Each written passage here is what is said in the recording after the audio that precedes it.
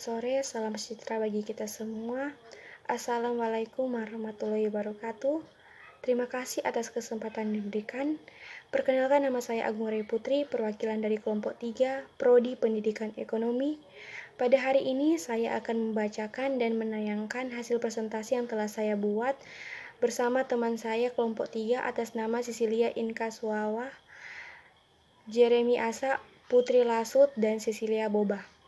Dengan tema pembelajaran mata kuliah Pendidikan Pancasila yang berjudul Pancasila sebagai Sistem Filsafat.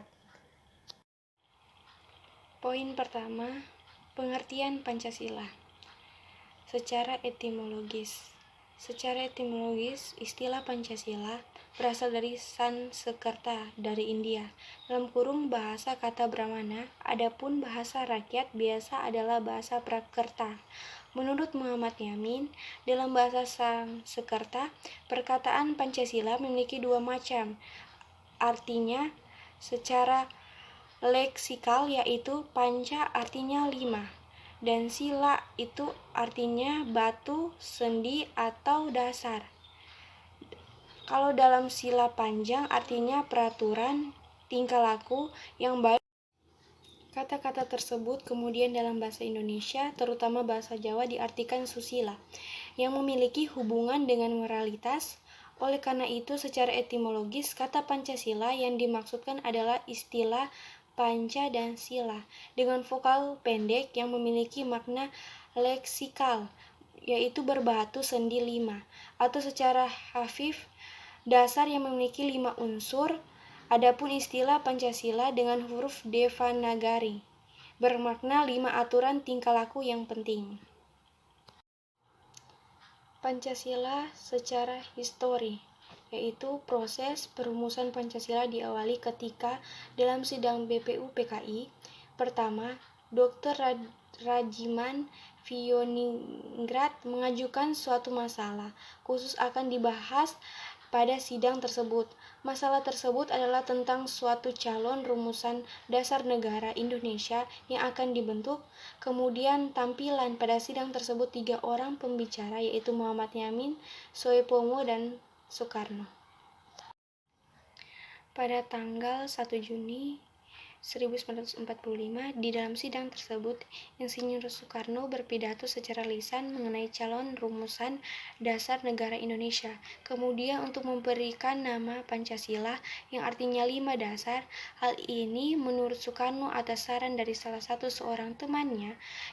Pengertian Pancasila secara terminologis. Indonesia yang dikenal dengan Undang-Undang 1945, adapun Undang-Undang 1945 yang berisi 37 pasal, 1 aturan peralihan yang terdiri atas 4 pasal, dan 1 aturan tambahan terdiri atas 2 ayat. Dalam bagian pembukaan Undang-Undang 1945 yang terdiri atas 4 alinea tersebut, tercantum rumusan Pancasila sebagai berikut. Yang pertama, ketuhanan yang Maha Esa. Yang kedua, kemanusiaan yang adil dan beradab. Yang ketiga, persatuan Indonesia. Yang keempat, kerakyatan yang dipimpin oleh hikmat kebijaksanaan dalam permusyawaratan dan perwakilan. Yang kelima, keadilan sosial bagi seluruh rakyat Indonesia. Rumusan Pancasila sebagaimana tercantum dalam pembukaan Undang-Undang 1945 inilah yang secara konstitusional sah dan benar sebagai dasar negara Republik Indonesia yang disahkan oleh PPKI yang mewakili seluruh rakyat Indonesia. Filsafat adalah suatu kebijaksanaan hidup untuk memberikan suatu pandangan hidup yang menyeluruh berdasarkan refleksi atas pengalaman hidup maupun pengalaman ilmiah. Filsafat merupakan suatu ilmu pengetahuan karena memiliki logika, metode, dan sistem. Namun filsafat berbeda dari ilmu-ilmu pengetahuan kehidupan lainnya, oleh karena memiliki objek terdiri yang sangat luas. Sebagai contoh, dalam ilmu psikologi mempelajari tingkah laku kehidupan manusia, namun dalam ilmu filsafat tidak terbatas pada salah satu bidang kehidupan saja, melainkan memberikan suatu pandangan hidup yang menyeluruh, yaitu tentang hakiki hidup yang sebenarnya. Pandangan hidup tersebut merupakan hasil pemikiran yang disusun secara sistematis menurut hukum-hukum logika. Seorang yang berfilsafat akan mengambil apa yang telah ditangkap dalam pengalaman hidup maupun pengalaman ilmiah, kemudian memandangnya di bawah suatu horizon yang lebih luas, yakni sebagai unsur kehidupan manusia yang menyeluruh. Adapun pengertian filsafat menurut para ahli. Menurut para ahli memiliki perbedaan dalam mendefinisikan filsafat yang disebabkan oleh perbedaan konotasi filsafat dan keyakinan hidup yang dianut mereka. Perbedaan pendapat muncul juga dikarenakan perkembangan filsafat itu sendiri, sehingga akhirnya menyebabkan beberapa ilmu pengetahuan memisahkan diri dari ilmu filsafat. Berikut pengertian filsafat menurut Aristoteles. Filsafat adalah memiliki kewajiban untuk menyelidiki sebab dan asas segala benda. Pancasila merupakan suatu filsafat. Menurut Ruslan Abdullah Ghani, Pancasila adalah filsafat negara yang lahir sebagai ideologi kolektif cita-cita bersama seluruh bangsa Indonesia. Mengapa Pancasila dikatakan sebagai filsafat? Hal itu dikarenakan Pancasila merupakan hasil perenungan jiwa yang mendalam yang dilakukan oleh para pendahulu kita, yang kemudian dituangkan dalam suatu sistem yang tepat.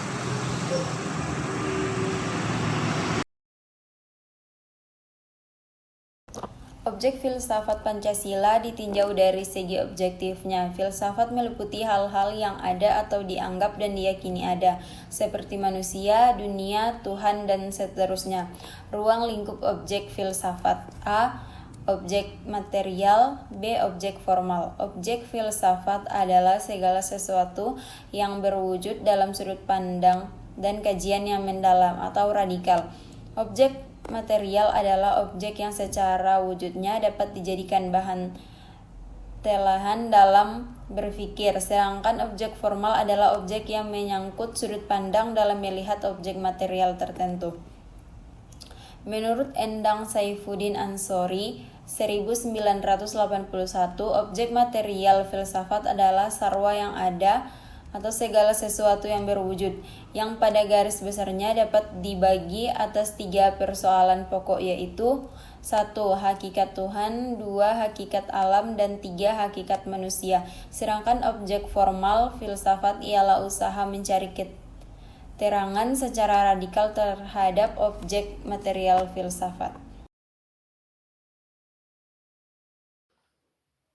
Kata hakikat dapat didefinisikan sebagai suatu inti yang terdalam dari segala sesuatu yang terdiri dari sejumlah unsur tertentu yang mewujudkan sesuatu tersebut, sehingga terpisah dengan sesuatu lain dan bersifat mutlak. Contohnya, pada hakikat air yang tersusun atas 2 unsur mutlak, yaitu hidrogen dan oksigen. Kebersatuan kedua unsur tersebut bersifat mutlak untuk membentuk air. Artinya, kedua unsur tersebut secara bersama-sama menyusun air sehingga terpisah dari benda yang lainnya. Misalnya dengan batu, kayu, dan lain sebagainya. Terkait dengan hakikat sila-sila Pancasila, pengertian kata hakikat dapat dipahami dalam 3 kategori, yaitu yang pertama, hakikat abstrak yang disebut sebagai hakikat jenis atau hakikat umum yang mengandung unsur-unsur yang sama, tetap dan tidak berubah. Hakikat abstrak sila-sila Pancasila menunjuk pada kata ketuhanan, kemanusiaan, persatuan, kerakyatan, dan keadilan. Yang kedua, hakikat pribadi sebagai hakikat yang memiliki sifat khusus. Hakikat pribadi Pancasila menunjuk pada ciri-ciri khusus sila-sila Pancasila yang ada pada bangsa Indonesia, yaitu adat istiadat, nilai-nilai agama, nilai-nilai kebudayaan, sifat, dan karakter yang melekat pada bangsa Indonesia, sehingga membedakan bangsa Indonesia dengan bangsa yang lainnya. Yang terakhir, hakikat konkret yang bersifat nyata sebagaimana dalam kenyataannya hakikat konkret Pancasila terletak pada fungsi Pancasila sebagai dasar filsafat negara.